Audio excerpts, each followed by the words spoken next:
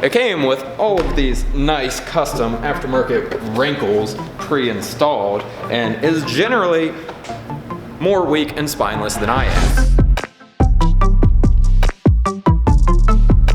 What's up everyone, Drew from Subarex coming to you with another update. I want to start off with a couple apologies. First off, I'm using a different microphone today and I'm not entirely sure what it's going to sound like. So you might notice a slight hiss, maybe some crackling, or worst case scenario, none of that, and you'll have nothing to distract you from my voice. Second off, I've been trying to do weekly updates and keep everyone posted on where we are with our builds and what's going on in the shop, but as the 6 people who watched the last video probably noticed, I might have missed last week. Now this is mainly because of irresponsibility and partially because I was in the hospital having a baby.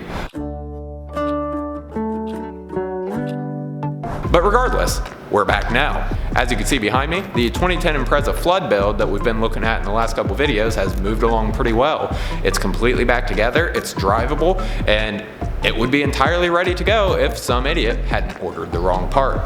All hail, King of the Losers! When I say I, or someone that's not me, ordered the wrong part, I don't mean we got a completely incorrect part, I mean we ordered the wrong grade of part. So Chris tells me, hey, we need a couple brackets and we need an inner fender for the front. Sends me part numbers, I jump on the internet and I order quality OEM Subaru parts, or so I thought.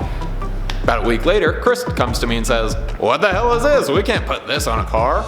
We can't put what on a car? It's an OEM Subaru part. But it's not. So that kind of pushed us back about a week, but also I don't think it's a complete loss because I think this serves as a good learning moment. And so I thought, hey, this could be good social media content. Is this right? Yeah.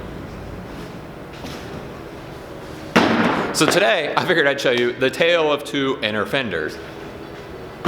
Here, we have a used OEM inner fender. Now, we can't use this on our car because this is from the rear, but it's made out of the same material and basically the same part as the front one. So you can see it's got a little bit of give to it, as it should, being where it is, but it's overall pretty solid and pretty firm. I promise I'm not overplaying my weakness for the camera. I am really this scrawny. This thing can and has held up to years of abuse, road debris, rocks, gravel, cinders, just typical things that you don't even think about when you're using your car like a car. And with how little you may think of something like this, it may seem like an inconsequential corner that would be pretty easy to cut, but that's just not what we want to do. This is what we got in the mail.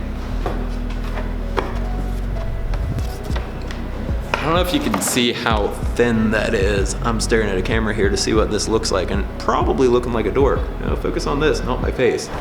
It came with all of these nice custom aftermarket wrinkles pre-installed and is generally more weak and spineless than I am, which is something of an accomplishment.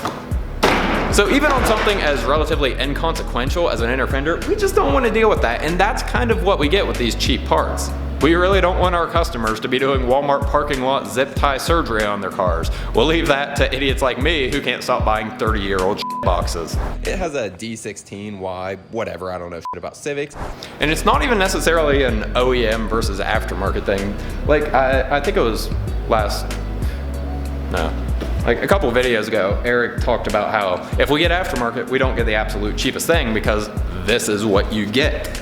So we're actually not getting an OEM Fender Liner for this car because we can get an aftermarket one that's just as good for a little more than whatever this thing is. And whoever bought this thing should probably have their rights to purchase parts revoked. So aside from that one little screw up, the car's coming along pretty well, and we've moved on to the next things. We've got a 2019 Forester we're working on, and we just got a shipment in of 3 different cars, a 2006 Outback wagon, a 2012 Legacy, and a 2013 Legacy. They're all pretty nice cars that we're moving into the shop as soon as my screw ups get fixed and we can get this thing out of the way. Anyway, I'm not gonna make this any longer. I just figured this was a good opportunity to take a couple minutes and share with everyone this absolute marvel of lowest bidder engineering. Whatever. God, I'm an idiot.